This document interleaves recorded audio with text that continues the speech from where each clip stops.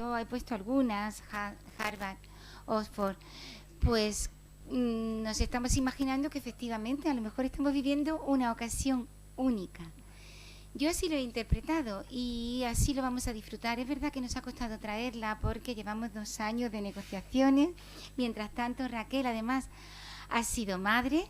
Tuve la oportunidad de conocer a su chiquitín en mayo cuando le dieron el premio de la crítica de Andalucía. Tiene también el premio de la crítica de 2018. Y para su juventud, como ya están viendo, y su universal dulzura, como le han calificado algunas veces los periodistas, lleva un bagaje de libros y de premios que asusta un poco, da como algo de vértigo. A mí me gustaría decir, aunque después voy a decir alguna cosa más, cosas que ella dice, que crea universos, que exorciza fantasmas y que se reencuentra consigo misma a través de la poesía. También me da a mí la impresión, estoy recortando de cosas que quería decir, ¿vale? Pero luego si puedo las voy a decir. Me da a mí la impresión de que en su trayectoria, que es una poesía en general de unión con el mundo, de gozo, también de reflexión, ha pasado un poco, ha discurrido de más intimista a más general. Esas raíces que desentierra en su último libro, en Matria, que nos ha traído, y luego algunos que hemos podido conseguir, si alguien a lo mejor quiere adquirirlo, nos lo dice. Bueno, pues Matria, que quizás sea el antónimo o a lo mejor el complementario de Patria, es para mi gusto como su obra cumbre, la que refleja una solidaridad con el mundo, una comunión con la naturaleza y como una identificación con los orígenes. Quizá tu libro, Raquel, más vendido o más promocionado han sido Las pequeñas espinas son pequeñas.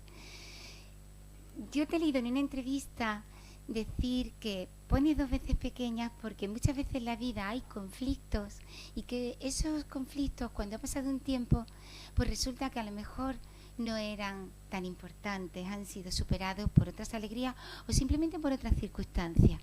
Ese es uno de mis libros favoritos. Además, yo que conocí a Raquel en el Instituto Cervantes de Tetuán, tras un agitadísimo viaje que llevabais alguna de las ponentes, enseguida estaba en aquella época, todavía no había triunfado con Las espinas pequeñas, pero me mandó para Mester de Vandalía precisamente un poema de este libro.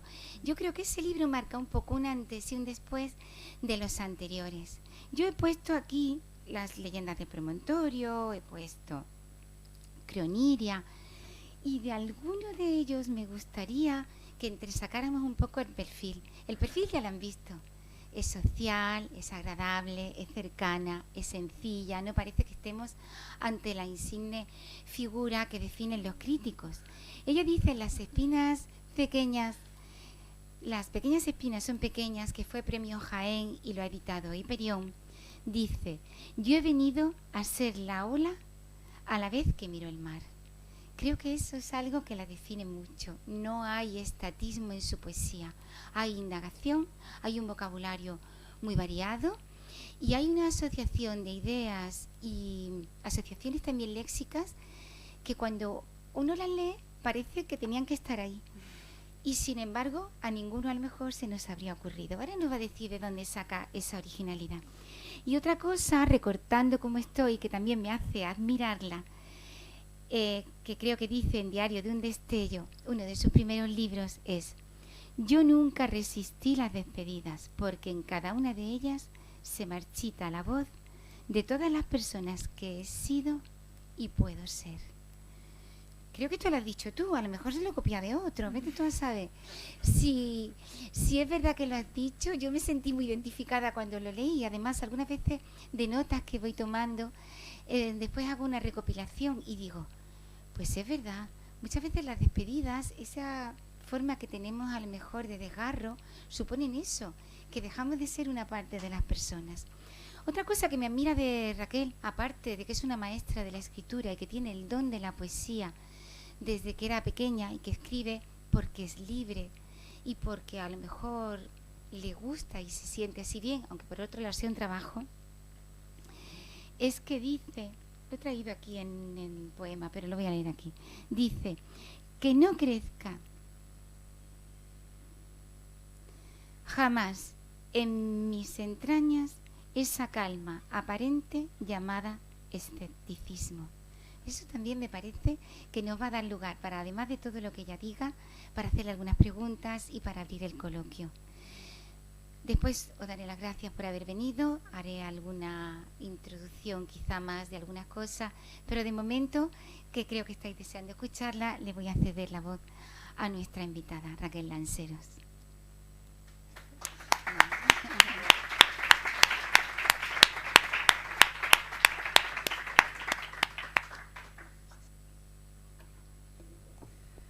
Hola, muy buenas tardes. Es verdaderamente un grandísimo placer, un honor, y aunque esto suene repetitivo, en este caso les aseguro que no tiene ni una pizca de retórica, estar aquí esta tarde por todo lo que supone de búsqueda casi a través de los años. Es cierto que tuve la suerte de entrar en contacto con María Jesús en Tetuán hace 10 años. Dios mío, yo pensaba que hacía 3 o 4. En una especie de tour literario muy loco y muy divertido que hicimos unas cuantas poetas españolas, Blanca Andreu, Julieta Valero, Sí. Verónica Aranda por Marruecos, y desde entonces hemos mantenido el contacto. Y tengo que agradecer en primer lugar, mi abuelo decía que la gratitud es la más alta virtud porque contiene a todas las demás. Así que hoy voy a empezar agradeciendo, y son muchas las cosas que tengo que agradecer. En primer lugar, la constancia y la paciencia que ha tenido María Jesús conmigo, porque verdaderamente has insistido mucho de una forma además siempre tan exquisita, tan delicada como es ella, que ustedes la conocen muy bien.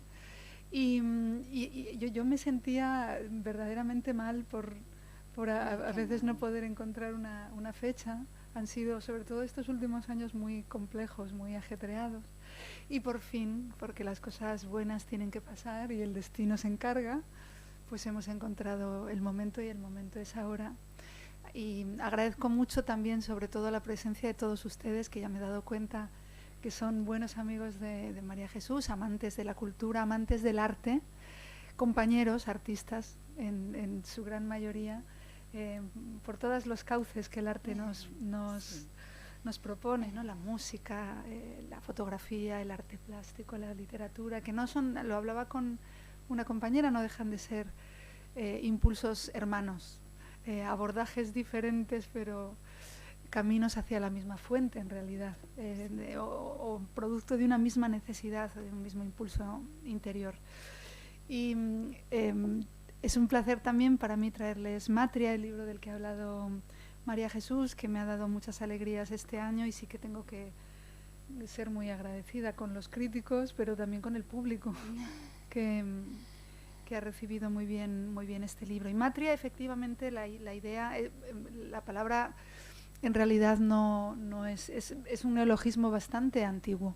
Lo han empleado muchas personas a lo largo de la historia, y en el campo de la literatura han sido muchos y muchas los que han ido empleando Matria de manera estratégica, dándole un impulso a su significado, que solo se entiende en esa construcción paulatina que ha hecho tanta gente, entre ellos Jorge Luis Borges, Julia Kristeva, Virginia Woolf, Miguel de Unamuno, que nos hablaba de la Matria vasca. Muchas personas que han ido redondeando un término que, bueno, este es personal y no tengo por qué tener razón. Yo lamento que todavía no esté en el diccionario de la Real Academia, porque efectivamente no es un opuesto, pero sí es un complementario de patria. Es un término quizá mucho más inclusivo, porque no alude a unos límites meramente geográficos o administrativos, sino que más bien se refiere a los orígenes, a la identidad, desde un sentido mucho más lato, que abarca lo emocional, que abarca lo artístico, que abarca lo personal, lo biográfico, lo geográfico, lo lingüístico.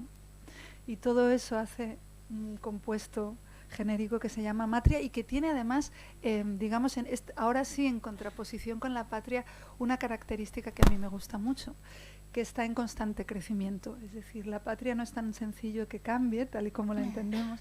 La matria sí, la matria añade nuevos aspectos y nuevos elementos durante toda una vida. Y las personas, los lugares, las palabras con las que nos vamos encontrando, los paisajes hacia los que desarrollamos un vínculo afectivo, empiezan a formar parte de ese todo, que al final es casi la biografía completa que llamamos matria. Entonces la matria está en continua efervescencia, digamos, en continuo crecimiento, y eso me gusta porque no es un término estático, y por supuesto está todo el mundo incluido. Alguna vez me han preguntado, ¿la matria no, la matria no es exclusiva de nadie.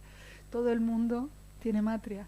Los hombres tienen matria. Lo digo porque alguna vez me han preguntado, ¿la matria? No. Los hombres, los seres humanos tenemos matria por el hecho de pertenecer a nuestra estirpe. Te voy a interrumpir, pero en realidad es que eso están deseando, ¿eh? Tú hablas de matria y enseguida saltan las alarmas o las garras como para decir si es como un oponente, ¿no? No, en absoluto. De hecho, por ejemplo, en este libro hay muchos poemas dedicados a personajes masculinos. Sí. De hecho, hay un poema que se titula Padre, porque evidentemente el padre de cada uno de nosotros forma parte, no una parte cualquiera, una parte con podio de nuestra matria. Si hay un corazón, una cripta, digamos, de la catedral que es la matria importante, es el padre y es la madre, como son los hijos y como todos los eslabones cercanos de esa larga cadena sentimental, ¿no? a la que uno pertenece. Entonces, sí, no, ya me adelanto lo de los hombres, que por supuesto que tienen matria, como las mujeres tenemos patria. Y no sé si les parece, María Jesús me ha dicho que el formato que ella deseaba un poco para el acto de esta tarde es la charla, el coloquio. Pero si les parece podemos empezar compartiendo un poco de poesía, sí, y claro, si les parece ustedes me hacen sugerencias o preguntas o qué sé yo, cuestiones, hasta reproches, ¿no? Si vienen en el tono que los hace María Jesús, hasta Pues yo quería comenzar precisamente porque han venido alumnos de María Jesús, a los que les agradezco mucho su presencia y que me consta que tienen después otras obligaciones que les van a hacer ausentarse pronto. Y muchos de ellos son de ciencias.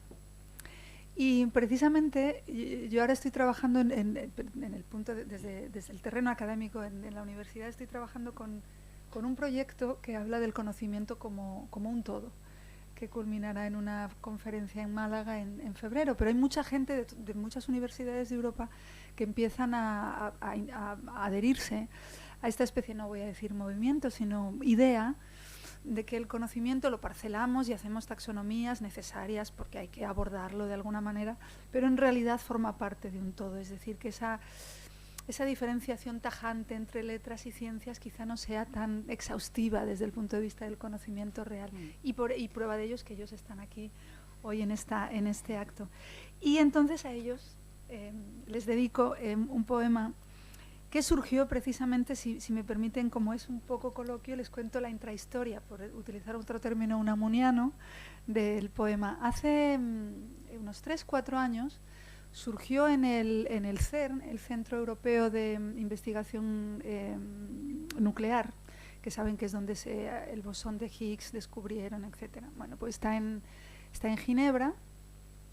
Se les ocurrió a los científicos, que comparten bastantes cosas con los poetas. Una de ellas es un afán divulgativo. Ellos quieren que lo que ellos están haciendo, tienen la sensación de que no permea a la sociedad de la calle, y quieren hacer esfuerzos porque eso llegue, porque además, sinceramente, lo que están haciendo es crucial para el futuro de la humanidad, y quieren pues divulgarlo de algún modo. Se les ocurrió hermanar diferentes tipos de artes y de ciencias, y crearon un proyecto que duró varios años, hasta el 2017, duró como 7-8 años, y lo bautizaron Pop Science. Consistía en que cada año se dedicaban a una disciplina artística, y había un hermanamiento entre los científicos y los artistas, un hermanamiento que culminaba en creación artística por parte de los invitados. Hubo un año que lo dedicaron a poesía, con tanto éxito que al año siguiente lo prolongaron, es decir, que al final fueron 2 años. Y digamos que iban poetas de 6 o 7 países de Europa con diferentes lenguas. Y yo tuve la suerte de representar a España y nos sometieron ellos decían someter, yo creo que nos obsequiaron con 3 días de seminarios intensivos sobre física cuántica, sobre los confines del universo, Nosotros, yo me sentía un poco como volviendo desde luego fuera de mi zona de confort, para mi satisfacción, porque a mí aprender me encanta, pero sí tenía la sensación de parvulario, porque por más que mi empeño y mi concentración estaban puestas en intentar entender, era consciente de que tenía limitaciones graves y por eso me habría gustado tener una formación científica y abogamos por un conocimiento que no nos segregue tanto, sino que nos dé un poco más para poder entenderlos mejor. De todas formas, creo que hubo un mensaje principal que sí captamos todos, y es que, de algún modo, todo trabajo artístico y todo trabajo científico está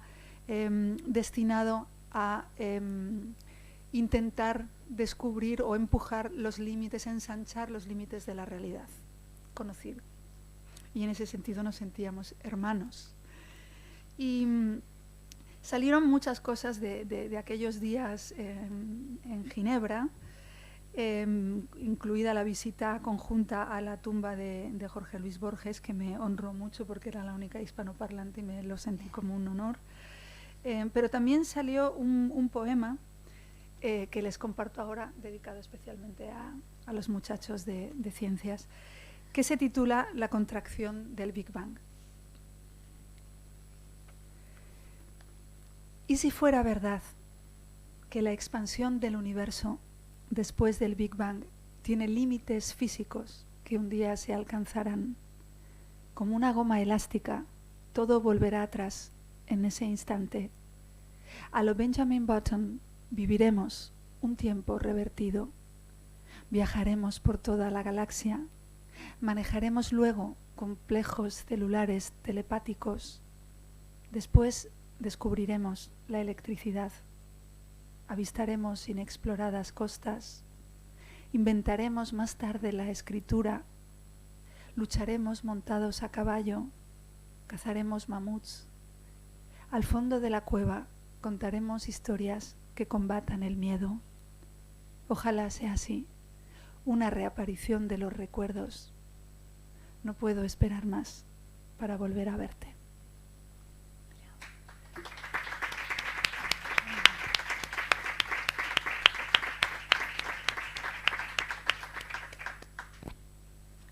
Bueno, como hoy es una tarde de gratitud, porque verdaderamente la amabilidad es casi abrumadora, pues voy a compartir un poema que se titula Mano a mano y que habla precisamente de esto. Mira qué bien me viene. Hay quien tiende a pensar que lo merece todo. Yo prefiero dar gracias.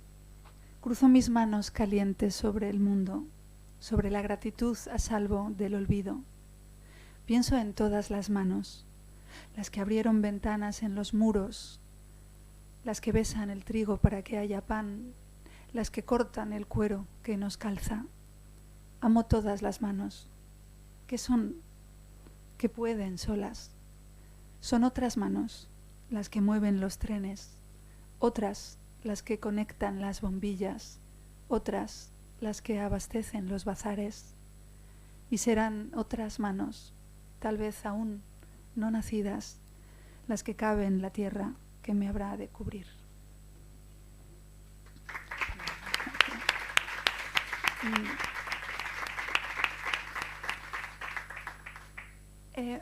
Hay un poema que tengo sinceramente voluntad de leer hoy. Sí, todavía estamos en el tiempo de lectura. Yo creo que estamos disfrutando mucho, así que antes de que él haga su trabajo también, que para eso ha venido, vamos a escuchártelo. Pues verán, En Matria queda muy claro que yo soy un amante de América Latina, entre otros muchos lugares del mundo, pero en América Latina es cierto que, sobre todo los últimos 10 años que he tenido la suerte de ir con mucha frecuencia y de estar temporadas más largas allí y convivir, si es que se puede llamar convivir a viajes fugaces, pero de alguna forma siempre con maravillosos cicerones que tratan de Sí, compartir me consta, sí que es verdad. el sabor local. Yo he encontrado allí muchas cosas. En primer lugar he encontrado, si es que se encuentra alguna vez, pero de encontrarlo sería allí, el sentido hondo de lo que significa hablar español hoy en el mundo. Sinceramente, yo esto no lo he encontrado en España, lo he encontrado en América Latina, por muchas razones diversas. Por todo lo que tiene de bocanada histórica, por todo lo que tiene de dimensión global, por todo lo que tiene de mezcla, que es fundamental para comprender el presente, y por todo lo que tiene de variedad léxica, que eso para los filólogos es un festival. Eso es ya como regalarle a un niño un juguete nuevo, ¿no? Y de pronto esa posibilidad de decir lo mismo de otra manera, ese verse en el espejo reflejado, soy yo, pero soy de otra manera. Me comentaste que se había hecho una edición adaptada con americanismos de Matria, ¿sí? En Colombia salió ahora en septiembre, sí, hubo ciertos términos que los adaptaron con colombianismos para ser más comprensible allá, lo cual a mí me parece un verdadero halago, ¿no? Leer esos poemas ya hermanados con la otra orilla. El caso es que la primera vez que yo tuve la suerte de cruzar el charco fue, tenía 18 años. Y les tengo que decir, para que se entienda un poco mejor, que yo vengo de una familia de migrantes. Mi madre es natural de Sanabria, mi padre es del oeste de León, forman parte de eso que Antonio Colinas llama el noroeste, como un territorio diferenciado, ¿no? Sí.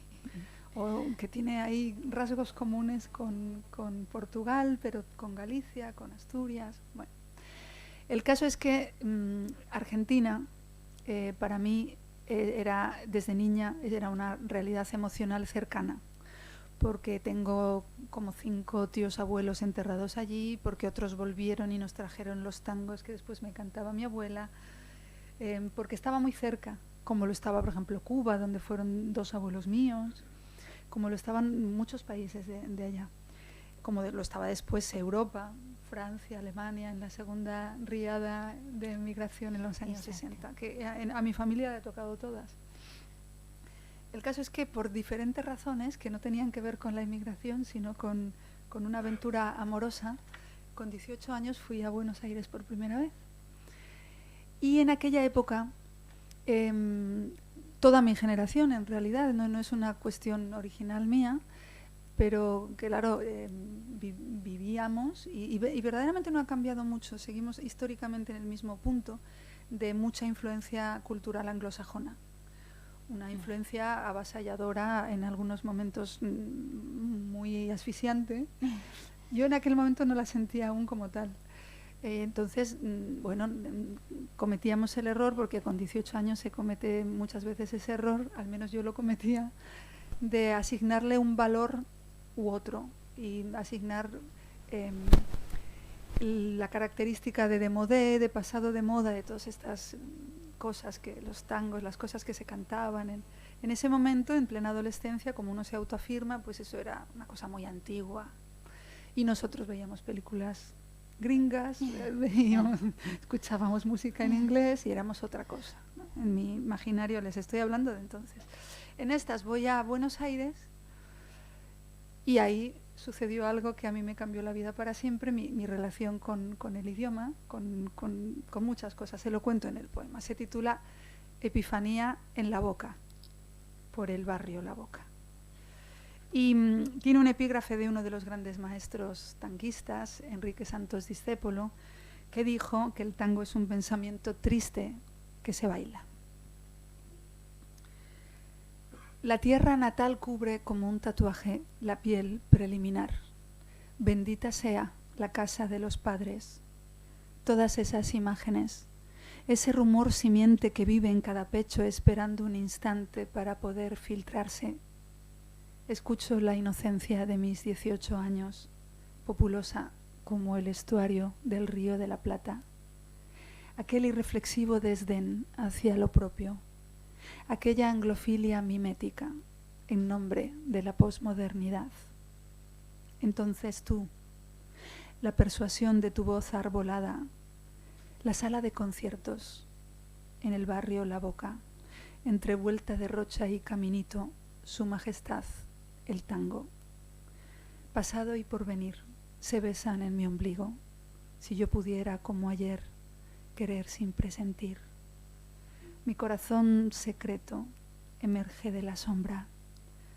Sabe que la lucha es cruel y es mucha, pero lucha y se empecina, pero lucha y se desangra por la fe que lo empecina. Las palabras preguntan por mi alma. El viajero que huye, tarde o temprano, detiene su andar. Todas las ocasiones, todos los sueños fértiles de mis antepasados, todas las lluvias de América y de Europa, todos los trajes pulcros de los muertos, todas las despedidas, gauchescas, europeas, indígenas, criollas, todo el ruido del tiempo caminando hacia la libertad, todas las ilusiones fraudulentas, las chapas de metal acanaladas de los conventillos, las palabras que engendran sabor a nuevo mundo, todas las esperanzas, los lemas, los augurios, los cuerpos coagulados, los sombreros, todos los viajes más largos que la vida, todos esos colores de la tierra, la oriunda, la injertada, la regada con sangre y renacida, cruzaron frente a mí en forma de lágrima, lágrimas de mestiza, de migrante, de hermana, de alimento del mar. El sol puede salir también de noche. Yo no he vuelto a olvidar quién soy, de dónde vengo.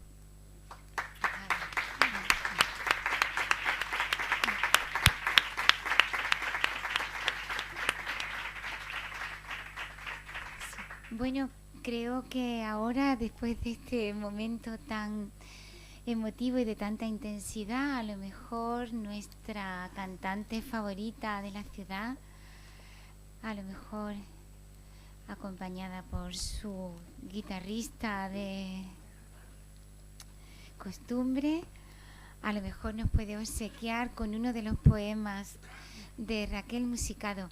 Antes hablábamos un poco. Nosotros le mandamos, José Antonio también hace un esfuerzo, le mandamos a Evel a veces con poco tiempo los poemas. Y hay veces que es verdad, no porque no tengan calidad, pero a lo mejor no hay empatía o ella no. Y entonces cuando venimos a veces a esto del Instituto de Estudios CETIES o de la biblioteca, no sabemos si lo habrá conseguido o si a lo mejor pues ha conseguido sacar uno, pero no, parece que le han salido fácilmente, que habéis conectado espiritualmente. Vamos a ver.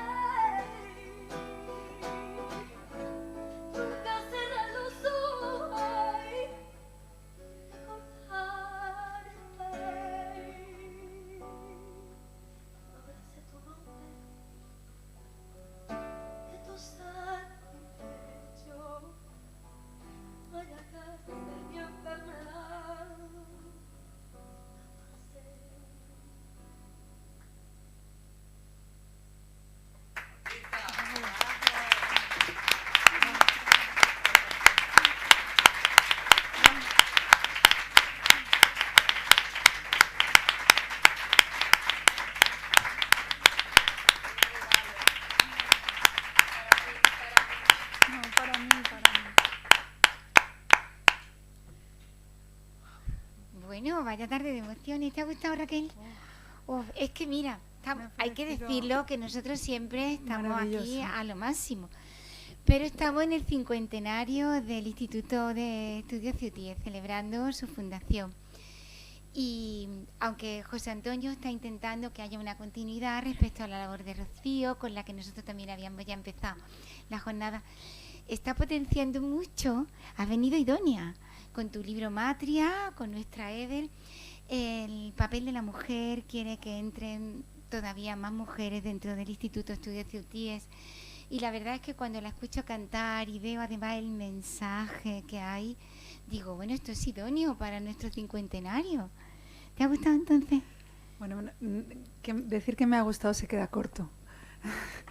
Yo creo que Bes es extraordinaria, porque aparte de ser una maravillosa cantante, como todos hemos podido ver, es algo distinto, es lo que ella transmite, es el espíritu y es el duende, que diría García Lorca, que todos hoy hemos sentido. Entonces yo me siento muy halagada, muy obsequiada.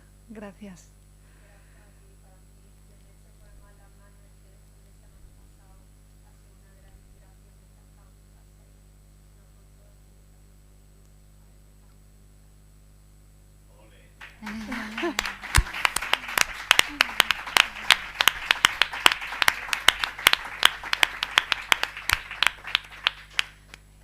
Pues en historias de mujeres, Matria tiene historias de hombres, historias de mujeres y otros poemas que no son historias, tienen un corte más lírico. Bueno, tú sabes que es muy poliédrico este libro, no Sí. Es exactamente unitario. Pero hay una historia de una mujer que es el ángel, a cuyo calor quiero estar, y que me gustaría compartir porque en la voz de Eve la verdad es que me ha emocionado mucho y no he podido evitar su recuerdo. Un artista como nosotros, como todos los que estamos aquí, pero que vivió malos tiempos. Este país ha tenido malos tiempos muy cercanos.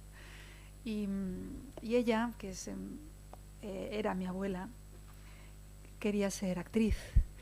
Y así empezaba, con 15 años, con 16. Y no sé si ustedes tienen en la mente cómo era aquella cosa de que se echaban comedias en los pueblos. Claro, tenemos que retrotraernos más de 80 años. Y los mozos y las mozas con eso sacaban dinero para fiesta. Y lo digo así lo decían ellos, sacar dinero para fiesta. Bueno, pues ella, como una de tantas personas que se volcaron en el teatro, además aquella época que se juntaban las misiones pedagógicas, la barraca, que había como esa ilusión porque la cultura pudiese liberar. Y yo le debo mucho, aparte, porque en esa obra estaba mi abuelo de apuntador y por eso estoy yo aquí. Pero aparte de eso, esa obra, que era Morena Clara, que todos ustedes recordarán, fue aparte de una obra de teatro escrita por Quintero y Guillén, fue el éxito comercial del cine español más importante durante muchos años, desde el punto de vista cuantitativo hasta ser superado muchos años después. ¿Se acuerdan con la versión de Imperio Argentina? Y mi abuela se sabía de memoria la obra 80 años después. Y yo le escribí Morena Clara. Y en realidad está dedicado a ella, pero está dedicada a todas las mujeres y hombres, en este caso mujeres especialmente porque ellas sufrieron el doble, pero en general a toda esa generación interrumpida.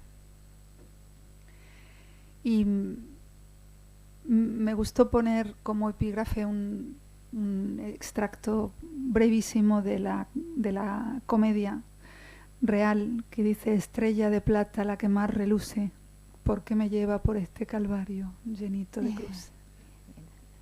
Había que pronunciarlo así. Bueno, y más tú que eres de Jerez. Sí, qué desilusiones se llevan. Bueno, ahora ya me conocen, pero las primeras veces me Por el jerezana, acento. ni tú, claro. Es que el acento, la verdad. Como una jerezana del Lavá, me dijo una, como si no le hubiera llovido encima. Como si te hubiera llovido y te ha quedado sin gracia. Fuiste una anciana de 17 años, porque la vida supo salvarse en ti a sí misma. Demasiado espigada para un tiempo de luto, tú ibas a caballo sobre el firmamento. El animoso monte revienta de colores, ya casi es primavera. ¿Quién iba a imaginar que fuera a ser la última? Desde su tornavoz, el apuntador dicta. Cuando se marchaba no intentó mirarla, ni lanzó un quejío, ni le dijo adiós. Tú sueñas con el sol sobre las tablas, como el brote comienza a bailar con el viento. Es mayo y es España. 1936 el año. Tu juventud escucha los aplausos caer, rescoldos de horizonte y manantial. Pero ya las estrellas están brotando enfermas. Han llegado a la era turbios hombres. Gritan mucho y golpean los pies contra el camino. Golondrinas sin alas. Los niños dicen: guerra, guerra, esa flor maligna que brota solamente de los suelos muertos. La noche que tendieron duró infinitos años. Y tú, cieguecita sobre las tinieblas, a pasito lento. No te dejaron ser joven, ni actriz, ni libre, pero nunca lograron hacerte maldecir tu limosna de vida, ni desclavarte a Dios del corazón, ni acallar tus susurros de inmortalidad. Siempre tuviste 17 años, porque la vida nunca se resigna y aun herida, marchita, apaleada, espera su ocasión, espera siempre poder resucitar morena y clara.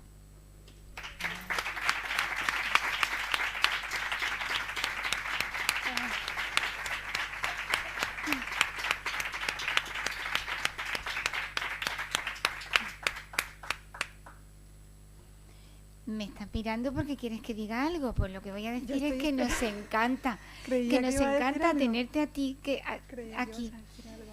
Hasta otro momento. Adiós, chicos. Que nos encanta tenerte aquí, que estamos muy agradecidos por este esfuerzo que has hecho, aunque sea dar una vuelta por Málaga para volverte mañana temprano. Raquel es también traductora. Es tan larga su obras, si sumamos la de traducción, que no nos cabía en la tarjeta. Y entonces algunas cosas las hemos mejor, suprimido. Mejor. Pero ahora quizá, aunque nos encanta escucharte recitar, si alguien quiere preguntar algo, a mí me gustaría empezar con que nos comentes algo de esta labor tuya de traductora, porque ya hemos visto cómo es como poeta, nos quedamos con ganas, todavía nos va a recitar más, ¿vale? Pero a lo mejor hay una gran diferencia en una poeta como ella, de esencia, de matriz, de matria, respecto de otro tipo de traductores. A mí me gustaría escucharle un poco, a lo mejor que nos cuentes cómo es esa faceta tuya. Pues verdaderamente la traducción es un esfuerzo seguramente poco reconocido, pero fundamental. José Saramago decía que los escritores componen las literaturas nacionales y los traductores la literatura universal. Y es verdad, no, por desgracia no hablamos todas las lenguas que quisiéramos hablar. Y necesitamos... Bueno, tú hablas muchas, ¿eh? Bueno, unas pocas. No solo eres cosmopolita viajera, eres también políglota, ¿no? Bueno, sí. Pero fíjate, ya quisiera yo poder leer a todos los poetas en su lengua original, ¿no? Al final son los traductores los que nos acercan a los grandes escritores del mundo. Y además la traducción es una gesta, porque uno...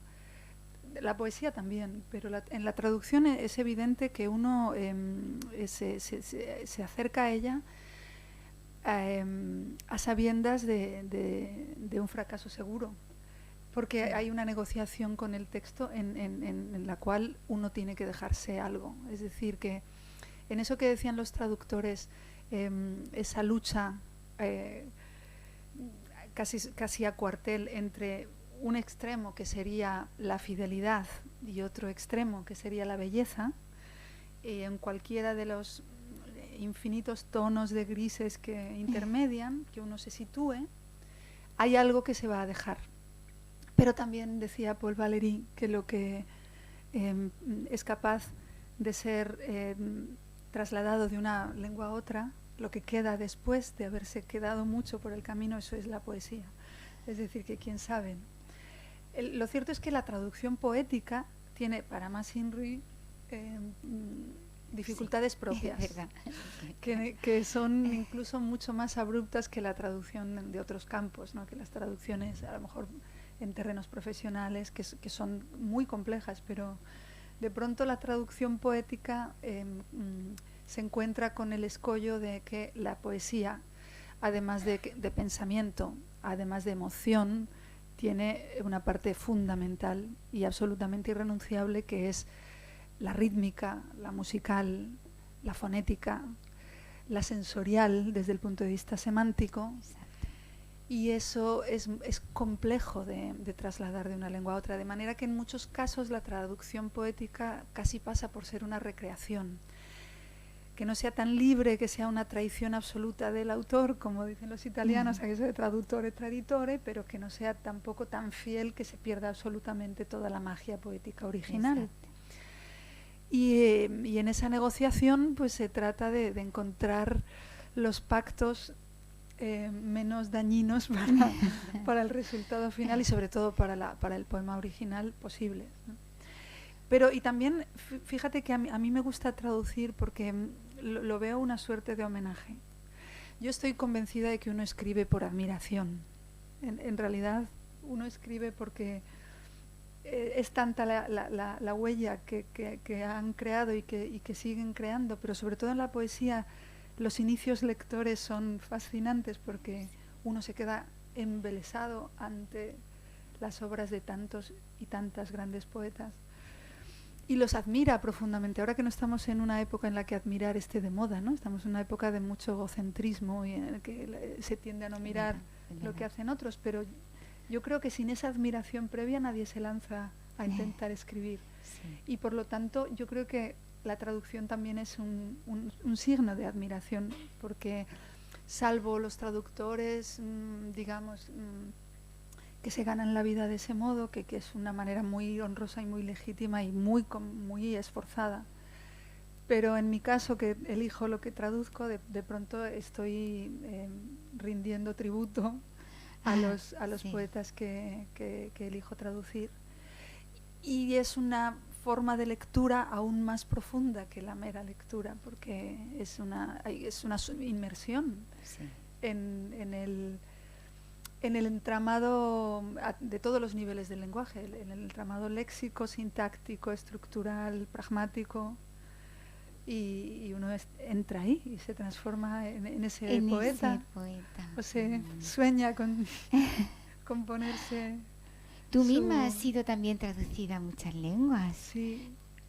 Bueno, claro, la ventaja, como tú decías, de no hablarlas todas, es que no todas las traducciones las puedes juzgar.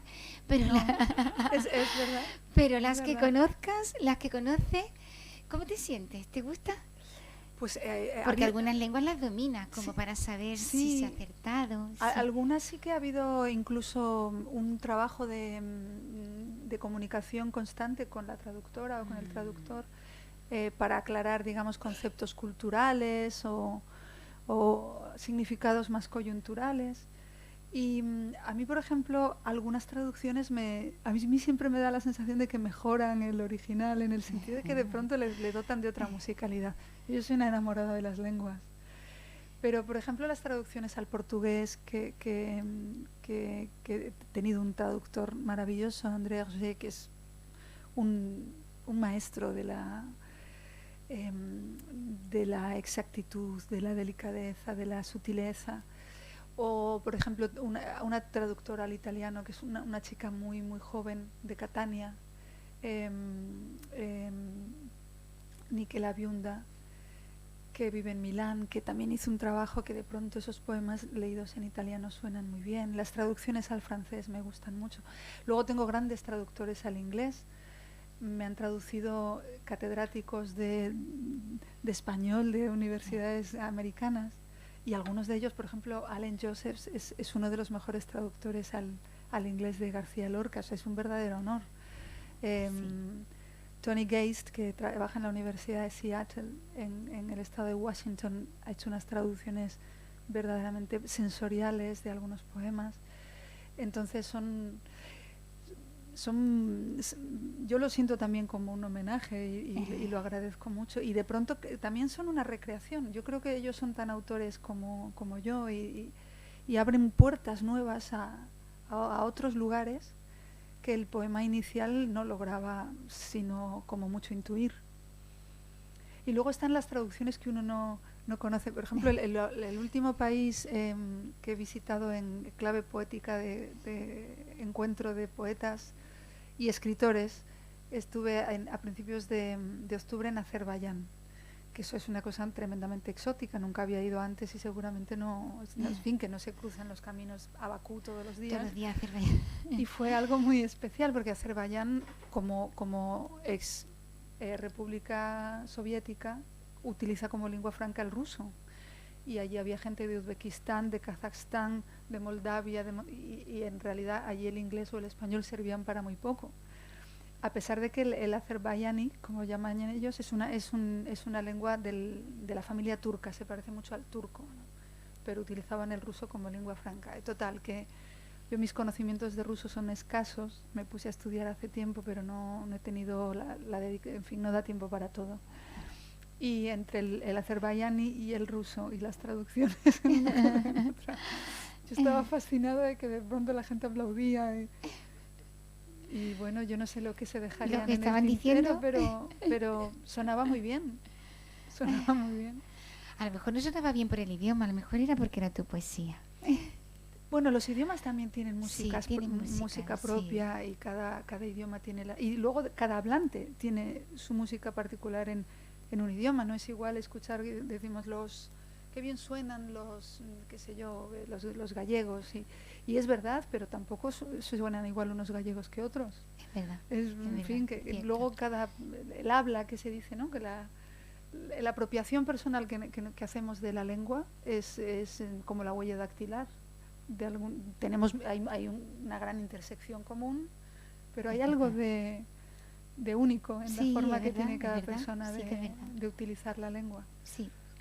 Entonces, bueno, yo creo que ellos sonaban, las mujeres son muy dulces y sonaban, me gustaba más en la voz de las mujeres porque sonaban muy bien ellas.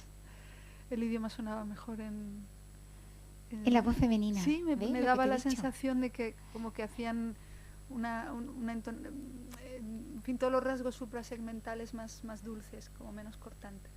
Pero bueno, eso fue a lo mejor la casualidad de las personas en concreto que yo oí. O que habían visto vídeos o algo de Raquel y se habían intentado adaptar.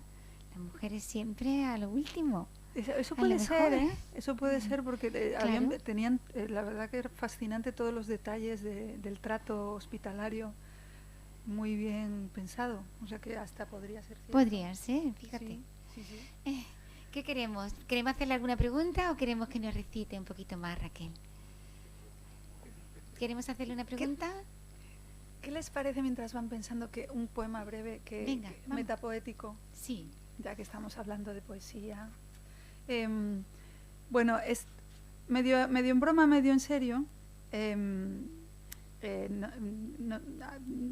Habla precisamente de esto que estamos hablando, de la lengua y del lenguaje, que no es lo mismo, pero lo utilizamos como sinónimo coloquialmente. Y yo tuve la osadía, pero ya les digo que es un poco en broma, de ponerme en el lugar del propio lenguaje. ¿Qué pensará? Y entonces lo titulé como las campañas publicitarias que la lengua necesita una escapada. Descansando un momento del ruido, con la mano se aparta el sudor, agotada de utilitarismo, saturada de trivialidad, vuelve a ser el motor primigenio que toma conciencia. Le horrorizan los mismos epítetos, las idénticas cartas de amor. Sueña con adjetivos exóticos, con orillas de verbos abiertos, alejadas del tedio mimético y el lugar común. El lenguaje se mira al espejo, que refleja vigor y belleza, se acaricia el armónico torso, se despoja de ropajes viejos, armoniza al concierto del cosmos su respiración.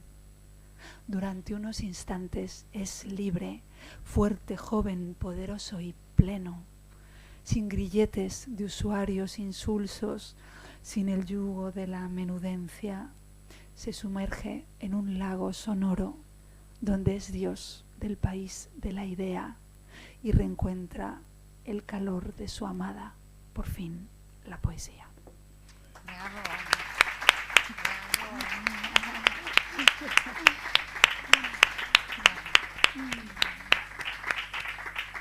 Pues mientras se piensa, ¿no? Alguien va preguntando algo, como queríamos cerrar con una nueva actuación de Ebel, pues Ebel se nos va sentando y ya vamos preparando un poco el cierre, el apoteosis, pero a lo mejor alguien quiere mientras participar o decirnos alguna cosita. Estamos tan a gusto escuchando a Raquel, ¿verdad? Que a lo mejor no queremos ni hablar. Sí, no se está grabando, ¿no, José? ¿Puede hablar? ¿Sí? Ah, pues entonces micrófono. ¿Se está grabando, Raquel? Sí. Luego sí.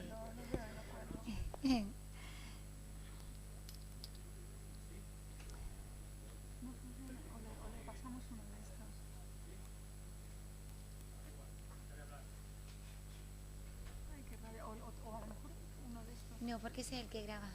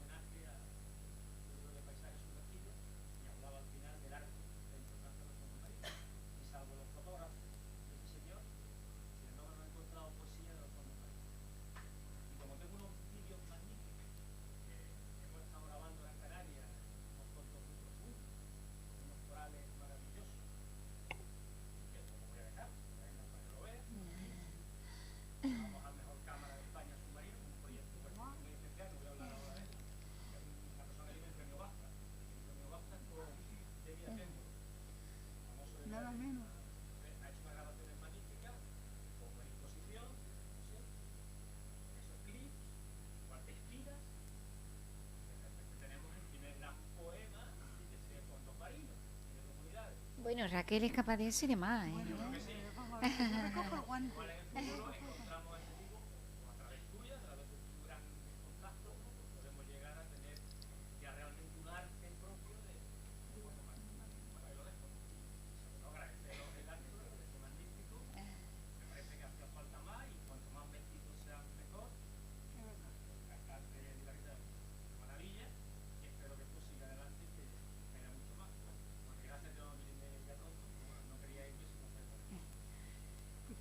Con mucho. Yo recojo el guante a ver si hay suerte, porque sabéis que la poesía es como, en fin, que es muy señora y ella viene cuando Ella quiere va y se va mandando, cuando sí. le da, en fin, que no se fuerza. Pero es verdad que a veces los poemas por encargo, digamos, o partiendo de pie forzado, también son un reto, porque de pronto uno se adentra por territorios que de otro modo a lo mejor no le hubiera. Entonces, yo te agradezco mucho.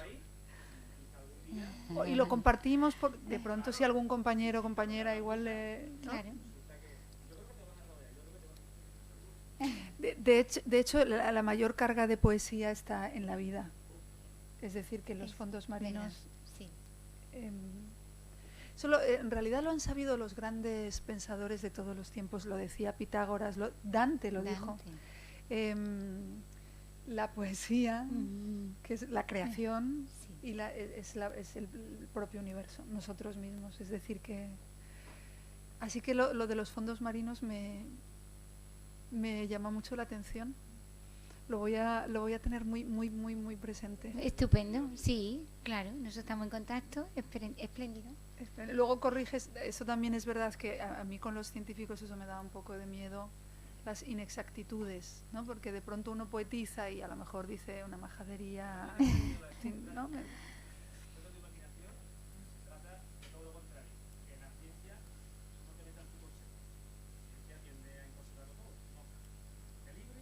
Todo abierto.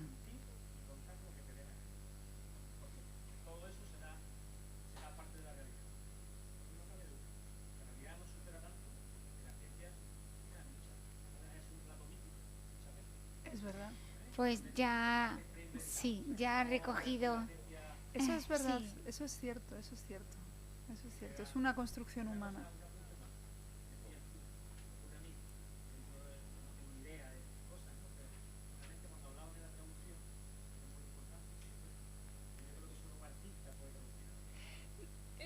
En Estados Unidos dicen eso, dicen sí, lo de sí que lo dicen, translate poetry. Sí.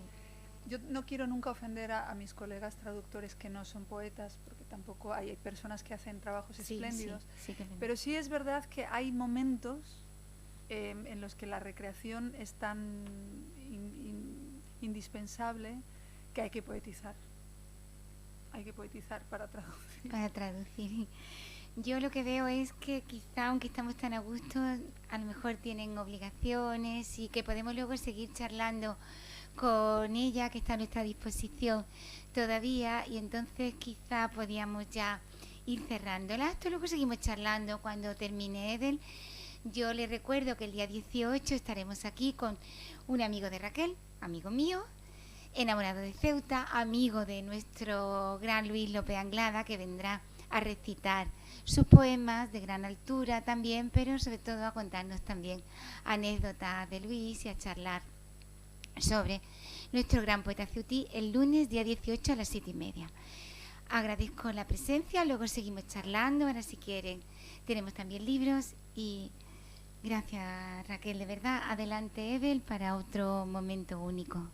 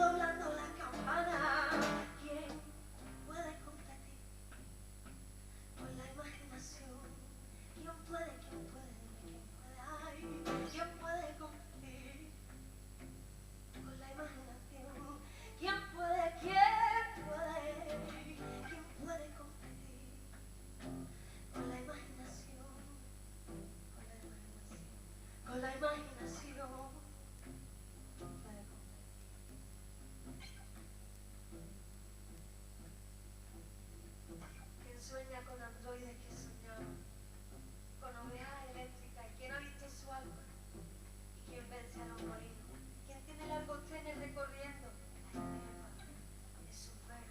Dime, ¿quién puede competir con la imaginación? ¿Quién puede competir con la imaginación? ¿Quién puede competir con la imaginación? Yo creo que nadie puede competir con la imaginación, con la imaginación. ¿Quién puede?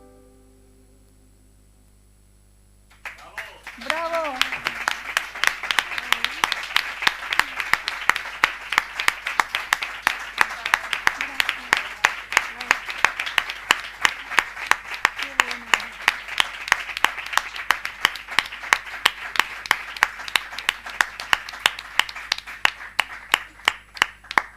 Gracias Pero por qué buena eres. transmitir con unas líneas lo que eres tú, y se percibe, yo al menos lo percibí. Y gracias de nuevo. Gracias a ti, me ha parecido espectacular. Espectacular.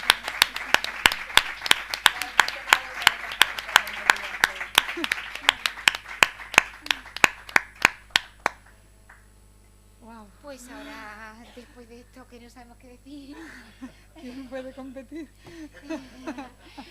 podemos seguir charlando, ir a tomar una cerveza. Tienen aquí a la autora también, que se ha prestado a que os presente, nos hagamos alguna foto más y sigamos hablando.